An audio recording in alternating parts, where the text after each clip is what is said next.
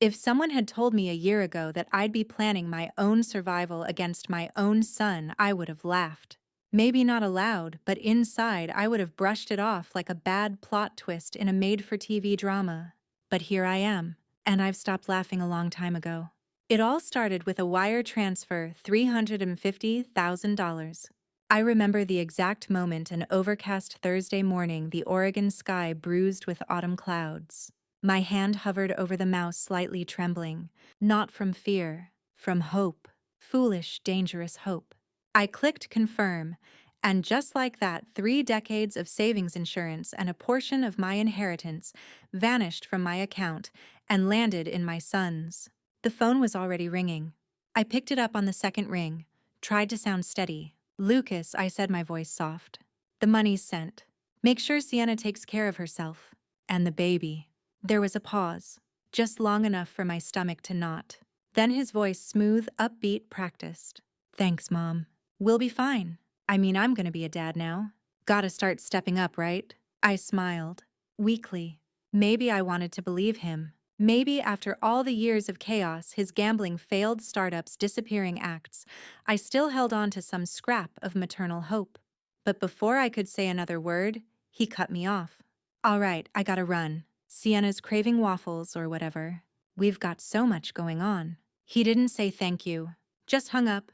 I held the phone to my ear for a second longer, listening to the nothing that followed, letting it settle like cold ash. And then her voice. Not to me. Not for me. It must have slipped out while the line was still connected, but it cut straight through me. "Well," Sienna said, her tone dripping with smug amusement. "The old woman finally sent it." I froze. "Took long enough," Lucas replied. "We had to fake a pregnancy just to make her move." My vision blurred. I sat down slowly on the kitchen chair, the same one Lucas had carved his initials into as a boy. I clutched the phone like it might take back what I just heard. But it wouldn't, because the truth doesn't vanish just because you want it to. Lucas had always been reckless, but this was calculated. I stared at the teacup in front of me, steam rising like a silent scream I couldn't let out. The living room felt colder than it had in years. This house, the one nestled at the edge of the lake with its wide porch and creaky floors, had been my safe haven. Now it felt like a trap I'd built myself. The next 2 days passed in a haze. I told no one. I cleaned. I gardened. I listened to the wind through the pine trees and pretended I hadn't heard my only child betray me. Then they showed up. A sharp knock at the door startled me out of a reverie. I hadn't had a visitor in weeks. I opened it cautiously. Lucas stood there grinning like nothing had happened. A plastic grocery bag dangled from his hand. "Hey, Mom," he said cheerfully. "Brought you some vitamins. Gotta keep you healthy, yeah?" Behind him, Sienna waved with a smile so fake it could have been printed. "Lucas talks about you all the time, Catherine," she chirped. "It's just been so hectic, you know?" They stepped inside without waiting for permission, commenting on how cozy the place was, how it smelled like memories, whatever that meant. I played my part, smiled, nodded. Then came the ask. "The apartment's a bit tight," Lucas began. "You know, with Sienna pregnant and all." "We were wondering," Sienna jumped in, placing a hand over her stomach for emphasis, "if we could stay here. Just for a little while." I said nothing for a moment. Just observed them like animals in a wildlife documentary. Their movements rehearsed. Their smiles perfectly timed. "Of course," I said finally. Their surprise was brief, but telling. They hadn't expected me to agree so quickly. Lucas beamed. "Wow, that's awesome. Maybe we can even sort out the paperwork. You know, make it easier for taxes, put the house under my name or something." Sienna nodded solemnly. "We just want you to relax, Catherine. You've done enough." I smiled. A smile I hadn't used in a very long time. The kind you wear to a funeral. "You're right," I said, voice calm. "It's time I stopped doing everything." They thought they'd won. That I was a worn-down widow clinging to a lakeside life, desperate for love and relevance. They had no idea who I used to be. They had no idea who I still was. And while they unpacked their bags and made themselves at home, I stood by the kitchen window watching the wind ripple across the lake. I had raised a son, but I wasn't about to let a stranger steal my life. This wasn't over. Not even close. "You're right," I said, voice calm. It's time I stopped doing everything. They thought they'd won. That I was a worn-down widow clinging to a lakeside life desperate for love and relevance. They had no idea who I used to be. They had no idea who I still was. And while they unpacked their bags and made themselves at home, I stood by the kitchen window watching the wind ripple across the lake. I had raised a son, but I wasn't about to let a stranger steal my life. This wasn't over. Not even close. If you've ever trusted someone only to realize too late that they saw you as a means to an end, stick around. This story isn't just about betrayal. It's about reclaiming power one quiet step at a time. Follow our channel so you don't miss what happens when a mother outsmarts the people who tried to erase her. Because this was just the beginning. The day they moved in, the air inside my house shifted. Not the kind of shift you notice with furniture or decor. No, this was subtler. Like a room that remembers tension. Like the faint scent of someone who doesn't belong but lingers anyway. Sienna unpacked first. She moved like she already knew where everything went. Set her makeup bag on my bathroom counter, filled my guest room closet with her sleek blazers and overpriced shoes. Lucas followed, dragging in boxes, humming some pop tune under his breath, like this was all perfectly normal. Just a few things to make ourselves comfortable, he said, all ready, kicking his shoes off onto the carpet I'd had cleaned just last week. Comfortable. That was the word they kept using. By the second day, Sienna was floating around the kitchen like a queen inspecting her estate. She rearranged my spice rack, threw out my tea bags. Expired? She said with a patronizing smile, and insisted on cooking dinner, which meant heating up frozen pasta and burning garlic bread. Lucas sat at the table, scrolling through his phone, asking if I'd considered making things official with the house. You know, like a transfer. Just for paperwork. Taxes, Mom. That stuff gets messy if anything happens. I nodded along, stirring my coffee, letting his words hang in the air like smoke. Sienna chimed in from the stove. It just makes sense, Catherine. You never know what could happen at your age. At my age. Like I was one bad step away from a hospital bed. I smiled soft and small. You're right, Sienna. You just never know. I didn't sleep much that week. Not because they were loud, they weren't. Not because I felt unsafe, I didn't. Not physically anyway. But the quiet was different now. Heavy. Artificial. The kind of quiet that comes before a storm. They tiptoed around me with fake pleasantries. But I saw it all. The sideways glances. The quick hush when I entered the room. The way Lucas's laptop snapped shut when I passed by. I wasn't paranoid. I was observant. There's a difference. It was around 10 p.m. when I heard it. Their voices behind the closed guest room door. Muffled but sharp around the edges. She's stalling, Sienna hissed. She'll come around, Lucas replied. Just keep smiling. I don't want to smile, Lucas. I want the house. Silence. Then her voice again, lower this time. We don't have time to wait. You know the premium won't cover unless the papers are filed. And if she finds out. I stepped back from the door.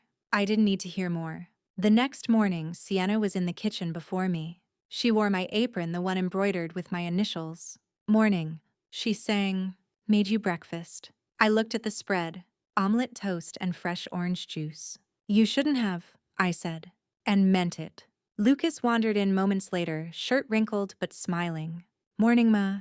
Hey, did you think about the house stuff? I buttered my toast slowly. Still looking into it, I replied. You know how paperwork is at my age. Sienna's smile cracked for just a second. Just a flicker. Then it was back. Well, if you need help, Lucas is great with forms. Oh, I'm sure he is. That afternoon, I took a walk around the lake behind the house.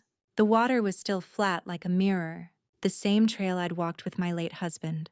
The same one Lucas used to bike along years ago before he became someone I didn't recognize. Back then, he used to beg me to skip stones with him. Now he was skipping loyalty like it meant nothing.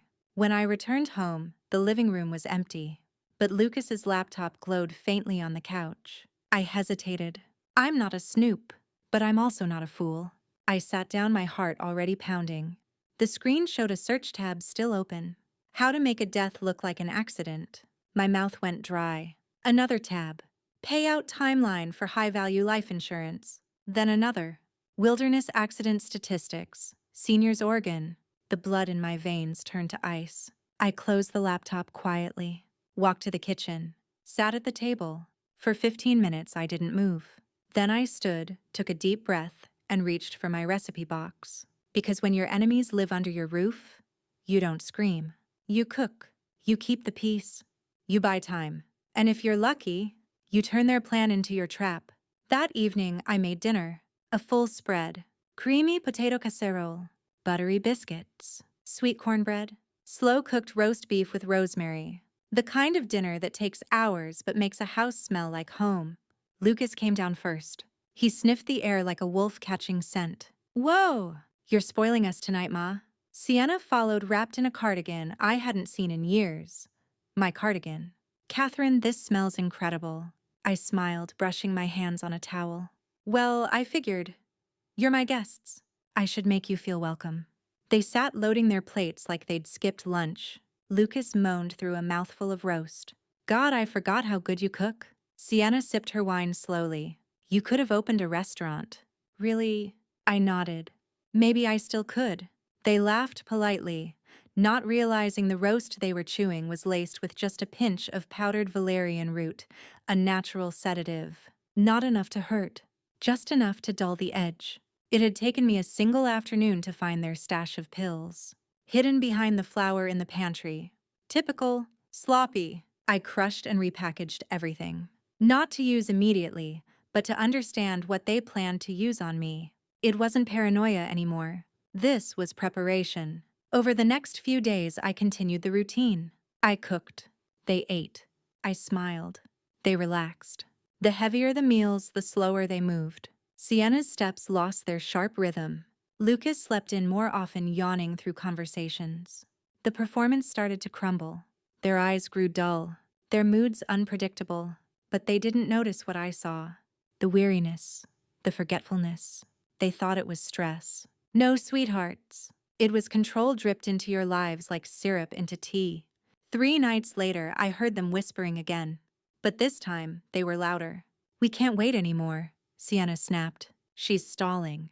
She knows something. Then we move it up, Lucas muttered. We take her to Iron Hill this weekend.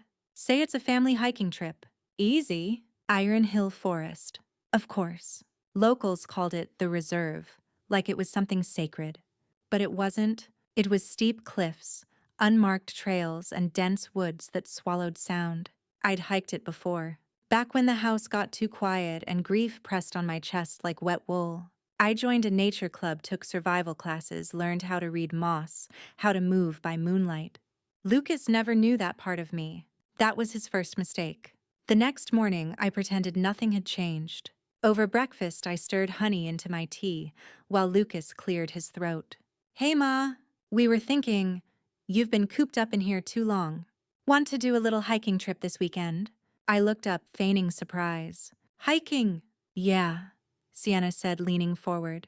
Iron Hill Forest. Just a light trail. We'll take it easy, promise. I pretended to consider it. All right, I said after a pause. Sounds refreshing. Their smiles stretched wide. Too wide. Great, Lucas said. We'll leave early Saturday. Pack light, Sienna added. Just the essentials. I nodded. They thought they'd won. That night, I stood in my room backpack open on the bed. Inside, a waterproof jacket trail, mix a small first aid kit, a compass, a map I'd drawn from memory, and tucked neatly in a side pocket, 2 rewrapped granola bars, each containing a crushed half-dose of their own sedatives. They planned to poison me, so I'd let them taste it first. I zipped the bag and looked at the photo on my dresser. Me, Lucas, maybe age 9, and my husband Thomas. Taken just before he passed. Back then, Lucas held my hand like he never wanted to let go. Now he couldn't wait to let me fall. Saturday came. Cold, overcast. We loaded into Lucas's car. He drove humming. Sienna sat up front scrolling through her phone. I watched the pine trees rush by, counting every bend, every trail I'd memorized, every cliff edge I could find in the dark with my eyes closed. When we reached the Iron Hill trailhead, they handed me a bottle of lemon water and a store-bought protein bar. You'll need energy, Lucas said with a smile that didn't reach his eyes. Thanks, I replied. But I brought my own. They blinked. Well, that works too. I slipped my bottle into my pack and smiled. The trail started off harmless, wide, flat, leaves crunching underfoot in the soft hush of a forest waking up. Sunlight dripped between the pines in narrow streams catching on spiderwebs and dew-soaked ferns. If you didn't know better, you'd think it was beautiful. But I knew better. Iron Hill Forest wasn't dangerous because of its cliffs or its coyotes. It was dangerous because it pretended not to be. Lucas walked ahead, pointing out things like he was leading a tour. Sienna trailed behind him, sipping from her water bottle every few minutes. I kept pace easily. They hadn't asked if I was okay. They didn't offer to carry anything. They just assumed the forest would wear me down. Let it. The more they underestimated me, the more room I had to move. About an hour in, the trail narrowed. Twigs snapped under our boots. The air grew cooler, heavier. I watched the back of Lucas's head as he led us off the main trail. There were no signs now, no markers. Just damp earth and tree roots curling like veins beneath moss. Almost there, he called without looking back. Where exactly are we going? I asked, voice light. Just a ridge up ahead, he said. Good view of the valley. Nice spot to rest. Sienna glanced at me over her shoulder. It's not far. I smiled. I'm right behind you. The clearing came into view like a stage behind a curtain. A rocky ledge jutted out over the valley. Trees framed the edges, and below the land sloped sharply into thick forest. It was perfect. Too perfect. Lucas dropped his backpack with a grunt, stretching. Let's rest a bit, he said. Sienna sat on a fallen log, pulling out the lemon water she'd brought for me. Here, Catherine. She offered, her smile syrupy sweet. You've got to stay hydrated. I took the bottle with both hands, unscrewed the cap, paused, raised it to my lips but didn't drink. Instead, I let the liquid touch the edge, then lowered it. Thank you, I said gently. Lucas handed me a granola bar next. Store-bought, unwrapped. You should eat. Low blood sugar's no joke. I accepted it, but I didn't eat either. Actually, I said, digging into my pack. I brought something for you too. I pulled out 2 carefully resealed energy bars. The kind they liked. Same brand, same texture, only not quite the same. I figured you might need extra, I said, handing them over. They tore into them eagerly, not even blinking. I watched the bites disappear, waited, let the wind carry the moment. Then Sienna blinked, slowly, her lips parted. Ugh, that's weird. My head. Lucas frowned, rubbing his temple. What the hell's in this thing? I feel... His words trailed off. They both staggered. Lucas tried to stand, but his knees buckled. Sienna swayed, grabbing at the air like it could hold her up. I stood, brushing the dirt from my pants. Calm, steady. Something wrong? I asked softly. Sienna sank to the ground, her voice barely a whisper. What? Did you... Same thing you planned for me, I said. Lucas's eyes widened, bloodshot and wild. Mom, you don't understand. Oh, I understand perfectly, I interrupted. I saw your laptop, your search history, your emails. He opened his mouth, closed it. I stepped closer, crouching beside him. You were going to drag me to this cliff, blame it on a fall, collect the payout, then live happily ever after. He flinched. Sienna tried to speak but only managed a hoarse whisper. I stood again. But you forgot who taught you how to lie. You forgot who cleaned your wounds when you crashed your bike. You forgot who taught you how to walk in the woods. I took a step back toward the trail. You forgot who survives. Behind me, they whimpered, collapsing into half-conscious heaps. I didn't look back. Instead, I walked to the edge of the cliff, not too close, just near enough to see the whole valley below. The forest stretched wide, deep, uncaring. It didn't love, it didn't forgive, and it never took sides. You wanted to leave me here, I said, not raising my voice. But I won't leave you. The forest will. Then I turned, and I walked away. The trail back was quiet, not the peaceful kind. The kind where every crunch of pine needles beneath your boots sounds too loud, too sharp, too alone. I knew these woods. Every ridge, every curve. But that day, even Iron Hill felt unfamiliar, like it had swallowed something and was holding its breath. I kept walking, step by step, my hands steady, my breath calm. I wasn't afraid. Not of being alone, not anymore. By the time I reached the main trail, the sun had started to dip, gold bleeding into orange behind the trees. I should have kept going. Should have headed straight to the car, driven home, locked the door, and never looked back. But life doesn't care about should, because that's when I heard it. A faint voice, thin, strained, carried on the wind like a broken promise. Help! I stopped, turned my head slowly. Another call this time, weaker. Over here. I left the trail and pushed through the undergrowth. Branches scratched at my arms, ferns curled around my ankles. It took a few minutes before I saw him. A man maybe in his late 50s lay sprawled near a fallen log. His leg bent at a sick angle, blood on his temple. His face was familiar, though I couldn't place why. Don't move, I said, kneeling beside him. You're hurt. He tried to smile. Figured that much out. Name's Jonathan, he added after a moment, voice hoarse. Jonathan Easton. The name hit me like a cold wind. Easton? As in Easton Capital, the real estate investment firm Lucas had obsessed over for years. I'd seen Jonathan's face on magazine covers, news segments. He was the kind of man who made phone calls that changed cities. And now he was bleeding in the woods, looking up at me like I was his only lifeline. I pulled out my phone. No service. I'll get help, I said, already, removing my scarf to press against his head wound. But first we stop the bleeding. He winced as I tied the cloth gently. You're calm, he muttered. Most people panic. I've had practice. He chuckled, then groaned. Slipped on the ridge. Stupid! Should have listened to my gut. Your gut brought you to Iron Hill, I asked. No, he said with a faint smile. That was poor judgment. I stayed with him for almost an hour, keeping him warm, checking his breathing, forcing him to sip water. Finally, a park ranger's flashlight cut through the shadows. Help had arrived. At the ranger station, I answered every question clearly.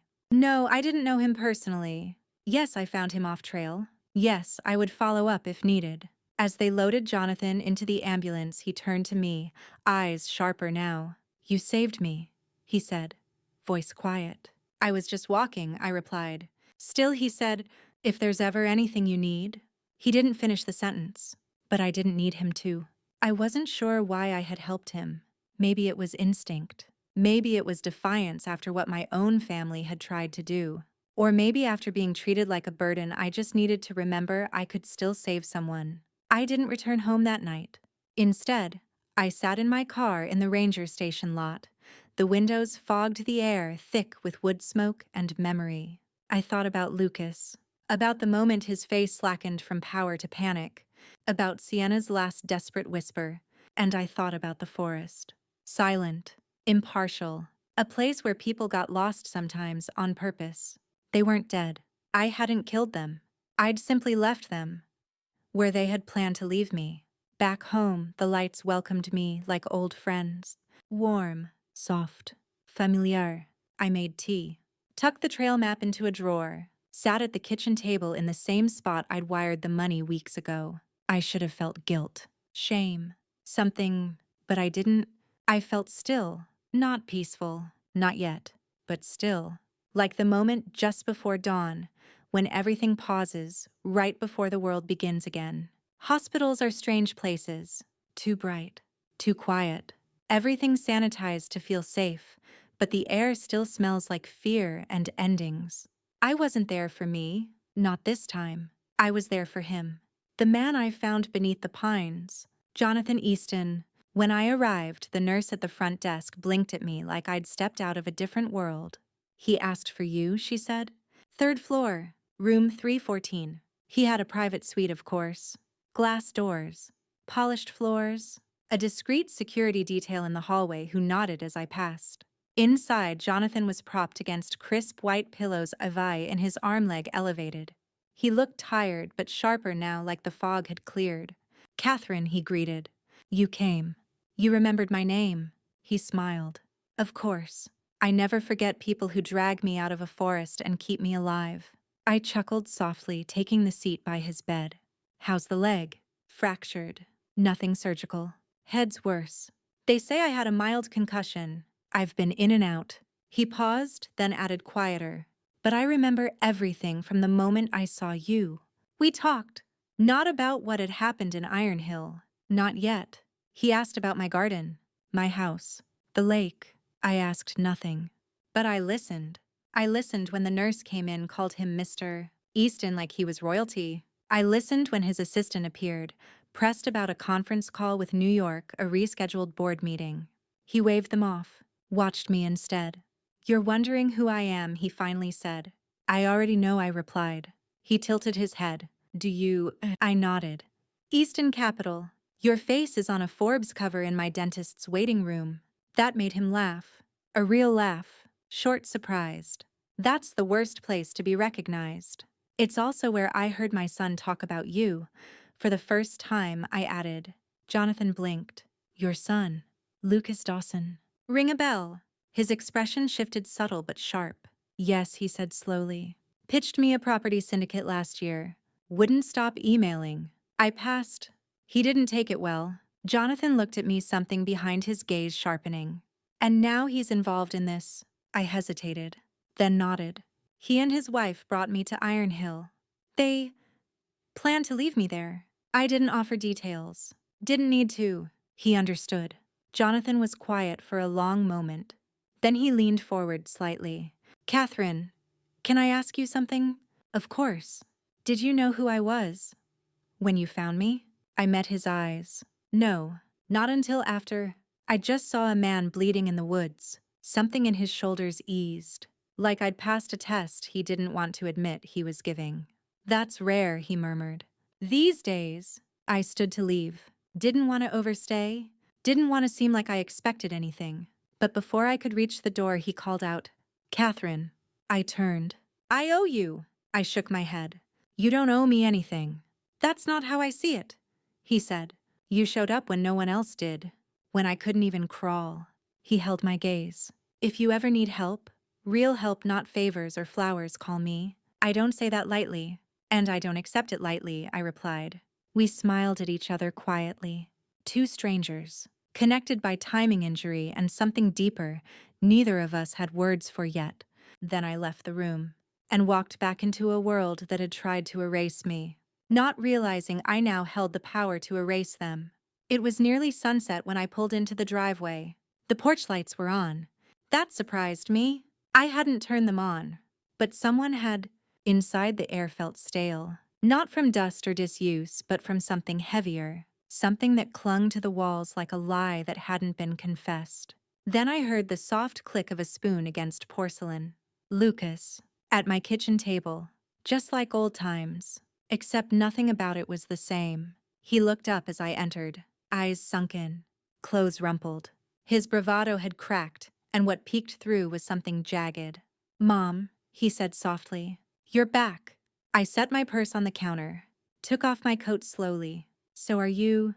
He nodded, looked down at the bowl of soup in front of him. "I thought we lost you." "No," I said evenly. "You just misplaced me." He flinched. "Just barely." But I saw it. Sienna appeared in the hallway, pale, her hair a mess, dark circles under her eyes. She didn't speak. She just stared at me like I was a ghost. "You left us," she said. Finally, voice cold and flat. "Out there. We could have what?" I interrupted. "Tripped, starved, gotten eaten by the forest." Her mouth opened, but no words came out. "You're both still here," I added. "So it couldn't have been that bad."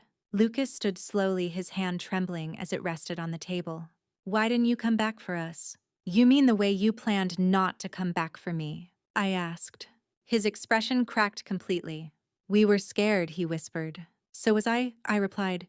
"For 20 years, the silence between us was thick and wet, like fog rolling off the lake." Sienna broke it. "We just wanted a fresh start. That house, this house, it could have meant something. A new chapter. For all of us." I stared at her. "You don't get to rewrite the beginning just because you regret the middle." "That's not fair." Lucas started. "Isn't it?" My voice wasn't loud, but it was final. "You manipulated me, lied to me, tried to drug me, take my home, my name, my life." I took a step forward. "And when that didn't work, you left me to rot in the woods." He didn't argue. He didn't even deny it. That was the clearest confession I could ask for. I moved to the sink, filled the kettle, set it on the stove. The motions helped steady my hands. Behind me, Lucas cleared his throat again. Mom, we don't have anywhere else to go. Not my problem, but we're your family. I turned then. Slowly. You used that word when it suited you. When you needed money, shelter, forgiveness. I paused. But when I needed you, you were a ghost. Sienna crossed her arms. So what, you want us out? No, I said. I want you to feel safe. They looked at each other confused. Because people who feel safe stop watching their backs. They talk too loud, leave their plans half-finished on laptop screens. They get lazy. I poured tea into a cup, let the steam curl between us. And when that happens, I said, voice calm as rain, that's when I finish what you started. They didn't sleep that night. I know because I heard the floorboards creak outside my door at 2. Cecilia. Lucas. He didn't knock, just stood there for a while. I imagined him trying to figure out if I was awake. But I didn't move, didn't speak. Let him stew in the silence he once tried to bury me under. The next morning, the kitchen smelled of overripe fruit and panic. Lucas avoided my eyes. Sienna faked a headache. I made pancakes, flipped them slowly, served them with syrup and sliced bananas. They didn't eat much, which was fine. I wasn't cooking to nourish anymore. I was cooking to disarm. The days blurred. Lucas and Sienna stopped pretending. No more fake kindness. No more awkward good mornings or hollow offers to help. They moved through the house like squatters who believed they were owners. Sienna spent most of her time on the couch scrolling endlessly, fingers tapping like a clock counting down. Lucas paced. He made calls in hushed tones, closed doors, slipped into the office late at night. But I heard everything. I started keeping a log. At first just times and noises. 10. 32 p.m. Lucas in hallway. 2. Satcha. Whispering outside guest room. Fee. 03 p.m. Sienna removed envelope from bookshelf. Then I got bolder. I took photos of open tabs on Lucas's laptop, screenshots of emails, recordings of muffled conversations. I wasn't documenting them out of fear anymore. I was building a case. They weren't just parasites. They were thieves in slow motion. One afternoon, while folding laundry in the living room, I caught a glimpse of Lucas's laptop again, open on the armrest of the couch. No one else was home. Sienna had gone out for yoga. Lucas was in the shower. I moved quickly. The email tab was still open. Subject: Change of trust beneficiary. Body: As per our conversation, please expedite the process of reassigning the trust fund from Catherine Dawson to my wife, Sienna Bell, effective upon Catherine's passing. I didn't breathe, didn't blink. I copied the draft, forwarded it to my own email from his, then deleted the evidence of my entry. Next tab: his calendar. A scheduled meeting with someone named Chase Weller, legal advisor. Wednesday, 3 p.m. I took a photo, then closed the laptop softly, went back to folding laundry, like I hadn't just stepped directly into the mind of a man planning my disappearance. That night I made stew, beef, carrots, potatoes. Lucas didn't eat much. Stomach's been weird, he muttered, pushing the bowl aside. You should rest, I said sweetly. You've looked pale lately. He glanced up suspicious, then looked away. Sienna joined us late. Her face pinched, her eyes bloodshot. I got pulled over, she announced clearly. Fishing. License expired. She waited for sympathy. I sipped my tea instead. That happens when you live on lies too long. She blinked, tightened her jaw, said nothing. Later I took a drive. Not far. Just to the bank. I'd made an appointment with someone Lucas didn't know, someone from the old branch downtown who'd known Thomas and me for years. I added layers of security to every account, set up notifications, added a second backup email no one else had access to. When I returned, Lucas was in the kitchen. Where were you? He asked casually. Picking up mint for the garden, I replied. You don't grow mint. Not yet. He stared at me like he was trying to solve a puzzle. He didn't realize he was the puzzle.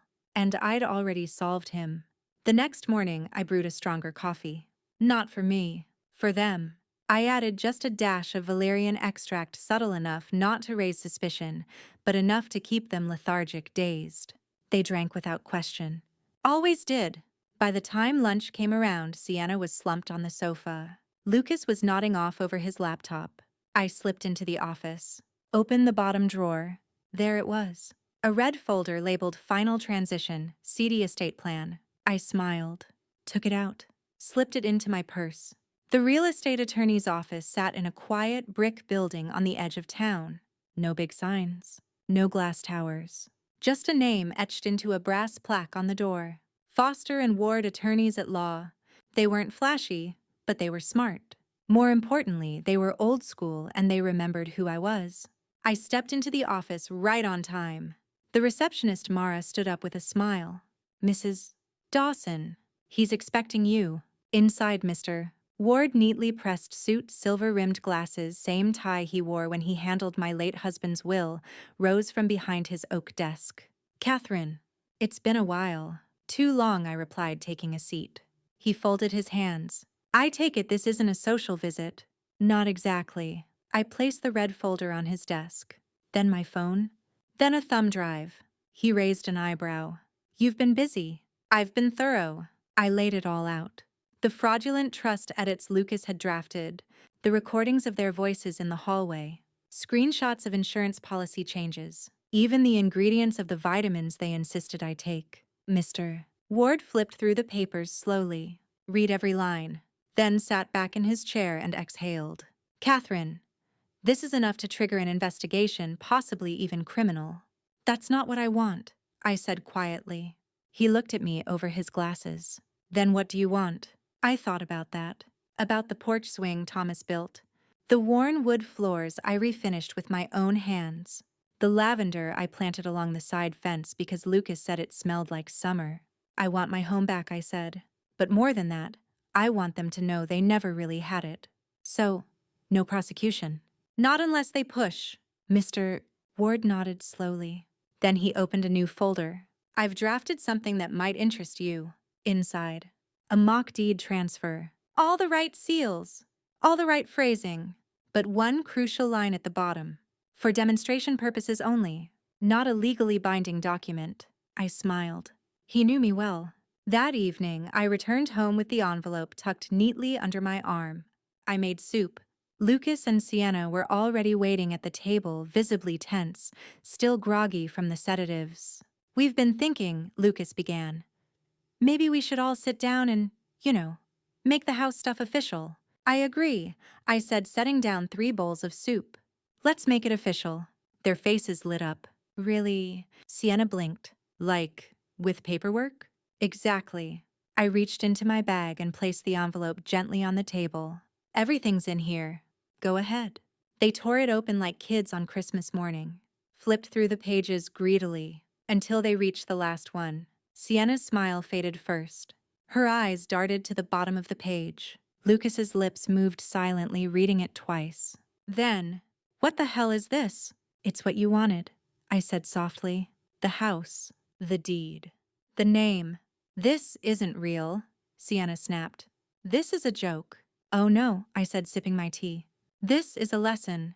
Lucas's face reddened. "You tricked us." "No," I corrected gently. "You tricked yourselves. I just helped you see it." Sienna stood, hands shaking. "This is cruel." "Cruel is luring someone into the forest and planning their death." She opened her mouth, then closed it. Lucas sat back defeated. "Why are you doing this to us?" I looked at him, really looked at him for the first time in years. "Because I need you to understand something." I reached under the table, pulled out a second envelope. "This one thicker. This is your legacy." He took it slowly, opened it, and read.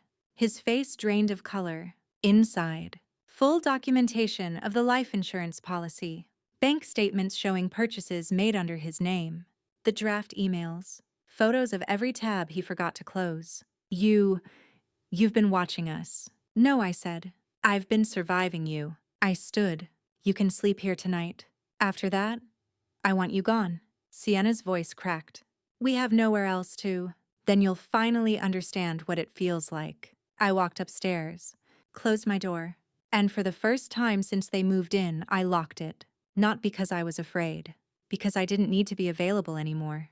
They didn't leave the next day. I didn't expect them to. Instead, they skulked around the house like ghosts. Silent. Unsteady. Drifting from room to room, hoping I might change my mind. I didn't. Instead, I made them an offer. Over breakfast, I placed 2 neatly folded brochures on the table between their half-eaten toast and cold eggs. Florida Keys, I said casually. 7 nights. Oceanfront. All expenses paid. They stared at the papers like they were explosives. Sienna blinked. You booked us a trip. Of course, I said, pouring tea. You two need rest. Clarity. Some space. You've both been under so much stress. Lucas looked suspicious. Why are you doing this? Because I'm done holding on to things that weigh me down. Sienna scanned the brochure spa packages, resort photos, palm trees swaying. This is generous. It's a gift, I said. One final one. They left the next morning. Packed their matching suitcases, forced a few thank yous through gritted teeth, and climbed into the car like royalty being banished. I watched them drive away from the porch. Didn't wave, didn't smile, just waited until their taillights disappeared down the drive. Then I turned and got to work. First, I called the movers, not the cheap kind, the efficient kind.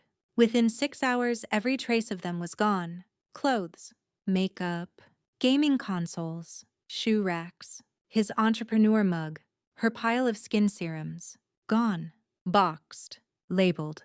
Shipped. Some to the community donation center, some straight to the dump. I kept a few items aside for later. Evidence. Receipts. Account printouts. Broken promises on glossy paper. Then I called the locksmith. Changed the locks. Installed a smart camera.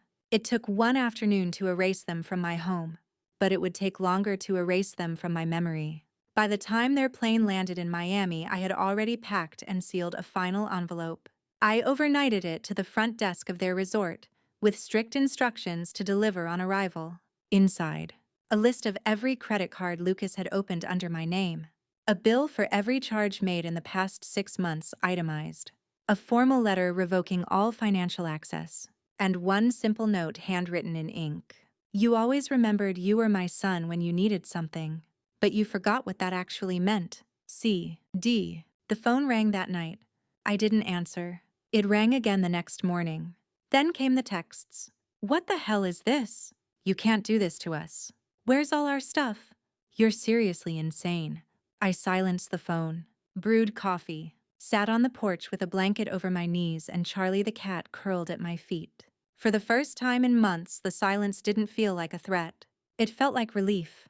3 days later, they were back. Stormed the porch like they owned it. The doorbell rang. Once. Twice. Then fists pounded against the wood. Mom, open the door. I waited. Then unlatched the door just enough to let the chain catch. Their faces sunburnt, furious, desperate. Lucas shoved a thick folder through the crack. The deed. You signed it. This house is ours. I opened the folder slowly. Paged through it. Sienna watched, arms crossed, shaking with rage. I stopped at the last page. Pointed to the fine print in small italicized font. For demonstration purposes only. Not a legally binding transfer of ownership. Her face fell. You tricked us. No, I said. You tricked yourselves. Lucas slumped against the doorframe. What are we supposed to do now? Grow up, I said softly. Start from scratch. Earn something. You raised me better than this, he whispered. I met his eyes. No, Lucas. I just kept rescuing you. I closed the door gently, slid the bolt, then walked away, finally truly done. It arrived in a plain brown envelope. No return address, no markings. Just my name, Catherine Dawson, written in sharp block letters like someone took care with every stroke. I almost didn't open it. For weeks I'd been sending back everything that smelled of old drama bank mail, legal threats from Lucas, half-hearted apology notes from Sienna. But something about this envelope made me pause. It wasn't desperate. It was quiet.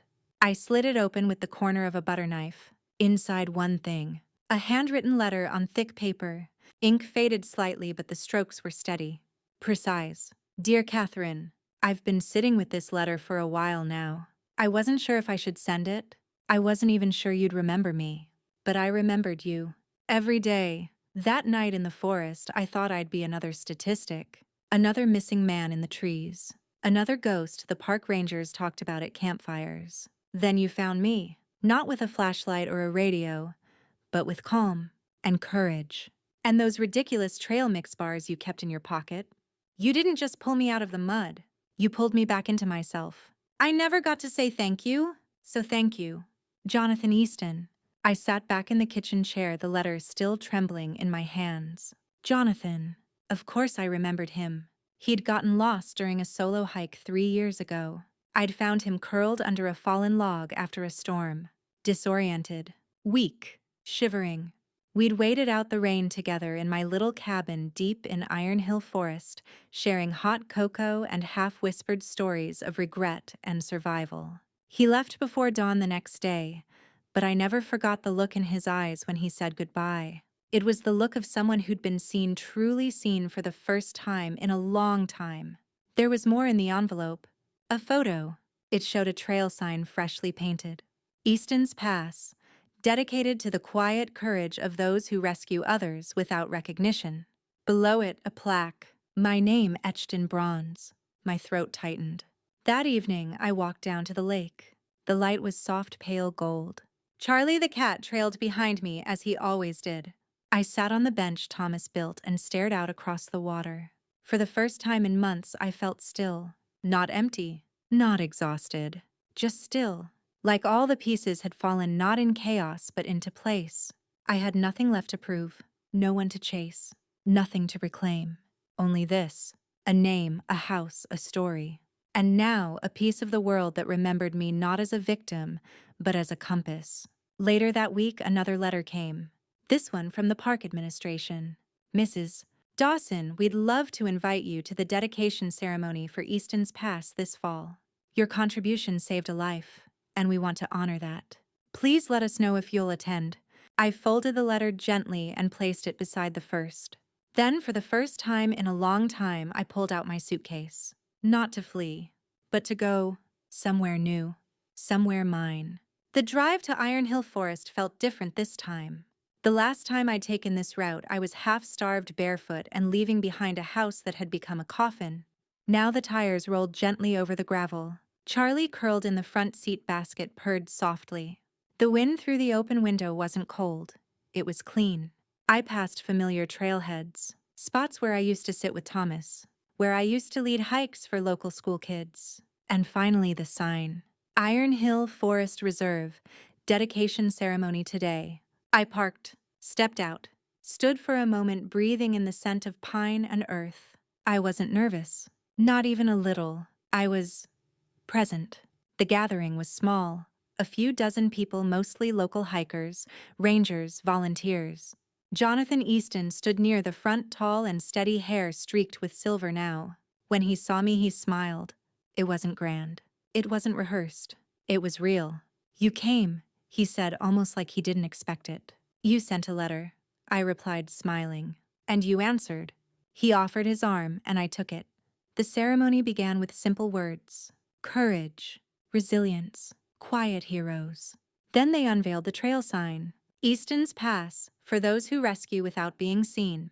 Underneath, the bronze plaque. Dedicated to Katherine Dawson, for reminding the forest and the world that survival is not loud, but deliberate. The audience clapped. Jonathan touched my shoulder gently, and for a moment I felt the weight of every year I'd carried, every insult, every silence, every betrayal slide off me and fall into the soft moss of the forest floor. After the ceremony, people came up not to take, but to give. Stories, memories, thanks. A young ranger told me how his mother used to quote me from local hikes. Miss Dawson says the trees don't shout, but they never lie. A girl from the local youth program remembered how I used to pack extra trail mix just in case. I didn't realize how many people had been watching quietly, like I had watched my own son, but with love. As the sun dipped low, Jonathan and I walked partway down the new trail together. The trees filtered golden light through their branches. Do you regret it? He asked softly. Leaving them, leaving it all. The house, the life, I thought about that for a while. I used to think that house was my legacy, that raising Lucas was my great work. But now, I think survival itself is the legacy. You didn't just survive, he said. You taught me how to start again. We stopped near a bend where the forest opened to a view of the lake below. You ever think of coming back? He asked. To the cabin, to the forest. I looked out over the treetops. Maybe not to live, I said, but maybe to write. Write. Stories. Not about betrayal, about clarity, about what's left when the noise stops. You should, he said. We need more of those. That night, I stayed at the ranger's lodge. Small, clean. Window cracked just enough to let in the night sounds. I sat at the desk, pulled out a worn leather journal I hadn't opened in years. On the first blank page I wrote, Day 1. Not of my survival, but of my living. 3 weeks passed. I spent my mornings on the porch, notebook on my lap, Charlie sunbathing nearby. My writing was clumsy at first. Sentences stopped and started like a rusty car engine. But then it came line after line, not about Lucas or Sienna or even Jonathan, but about truth and what happens when you stop begging to be heard and start listening to yourself. Then came the phone call. Miss Dawson, my name is Emily Clark. I write for the North Coast Journal. I hesitated. I read about the dedication at Easton's Pass, she continued, and I was moved. Would you consider telling your story? I didn't answer right away. I looked down at Charlie. He blinked slowly like always. You want to talk about the forest? I asked. No, she said. I want to talk about the woman who walked out of it. The article ran a week later. Front page. Big headline. The woman who walked away. Catherine Dawson reclaims her life and her name. It wasn't dramatic. It didn't mention the attempted poisoning. It didn't drag my son or his wife through the mud. But it did say this. Sometimes survival means choosing yourself even when no one else does. It went viral. People shared it, commented, wrote letters. Some thanked me. Some told their own stories of walking away from toxic families, of reclaiming stolen identities. And of course, some people got angry. 2 nights later, I was locking the gate when I saw them. Lucas and Sienna, standing in the driveway like ghosts dragged in by the tide. He looked thinner. She looked harder. They didn't come any closer, just stared. That article, Lucas said, it made us look like villains. I didn't write it to make you look like anything, I replied. You could have called, he snapped. You could have listened 2 years ago. Sienna stepped forward. You think you're some hero now? No, I said. I think I'm finally honest. She scoffed. You made everyone think we're monsters. You did that all by yourselves. Lucas looked down, then back up. His voice was quieter this time. You know, we're struggling, right? Everyone struggles. We're being evicted. I warned you. He swallowed. Can't we just start over? I didn't speak right away. I thought about all the times I gave them one more chance, and how they used every single one as a step closer to my destruction. There is no over left to start, I said. Sienna's eyes narrowed. So that's it. You're going to let your own son suffer. No, I said. I'm going to let him learn. They didn't yell, didn't curse. They just turned and walked down the drive. But this time, I didn't feel small. I felt tall, solid, like the pine trees behind me. Later that night, I opened my email inbox. A message from the North Coast Journal editor. We've had an overwhelming response. Would you consider expanding your story into a column? We'd love to give you space to continue. I stared at the blinking cursor for a moment. Then I typed 2 words. Let's begin. The house was quiet again. Not heavy, not haunted, just still. I sat at the kitchen table, same spot I always did. Same faint hum from the refrigerator in the background. But tonight something felt different. A draft crept under the door. A sound soft like something shifting behind the pantry wall. Charlie the cat lifted his head, ears alert. I rose slowly, my slippers whispering against the floorboards. The noise came again. I moved toward the pantry, hand reaching for the side panel. The one Thomas used to say was just old wood. But I knew better. He'd always kept something back there, just in case, he'd said once when I asked about it years ago. The panel creaked open after a bit of coaxing. Behind it, a box. Old, dented, covered in dust. I pulled it out with both hands and placed it on the counter. Inside, a bundle of old letters tied with string, a small wooden jewelry box, and at the bottom a thick envelope marked, "To be opened if everything falls apart T.D." I sat back down. My hands trembled not from fear, but from the weight of being seen across time. Inside the envelope, I found two things: a handwritten letter dated just 2 months before Thomas died. An original copy of the first will, one I hadn't seen in years. I unfolded the letter first. "Catherine, if you're reading this, then something has gone wrong.